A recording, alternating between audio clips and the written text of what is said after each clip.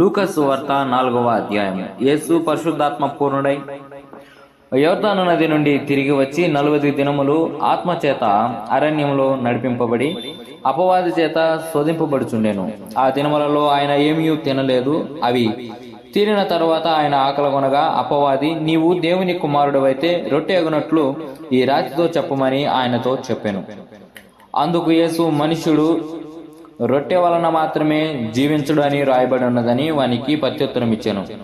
అప్పుడు అపవాది ఆయనను తీసుకొని పోయి భూలోక రాజ్యాలన్నిటినీ 1 నిమిషంలో ఆయనకు చూపించి, ఈ అధికారమంతయు ఈ రాజ్యముల మహిమయు నీకిత్తును, అది నాకు అప్పగింపబడి ఉన్నది, అది ఎవనికి నేను ఇయ్యగోరెదనో వానికిత్తును, కాబట్టి నీవు నాకు మ్రొక్కితివా, ఇదంతయు నీదగునని ఆయనతో చెప్పాను.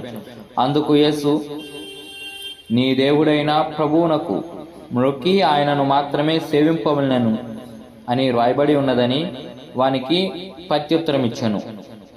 పిమ్మట ఆయనను యెరూషలేమునకు తీసుకొని పోయి దేవాలయ శిఖరమున ఆయనను నిలవబెట్టి, నీవు దేవుని కుమారుడవైతే ఇక్కడ నుండి క్రిందికి దూకుము, నిన్ను కాపాడుటకు నిన్ను గూర్చి తన దూతలకు ఆజ్ఞాపించును, నీ పాదం ఎప్పుడైనాను రాతికి తగలకుండా వారు నిన్ను చేతితో ఎత్తుకొందురు అని రాయబడి ఉన్నదని ఆయనతో చెప్పాను.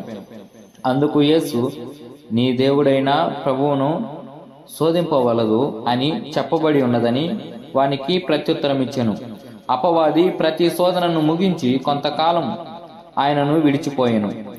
అప్పుడు యేసు ఆత్మ బలముతో గలిలయకు తిరిగి వెళ్ళెను. ఆయనను గూర్చి సమాచారం ఆ ప్రదేశం అంతటా వ్యాపించెను.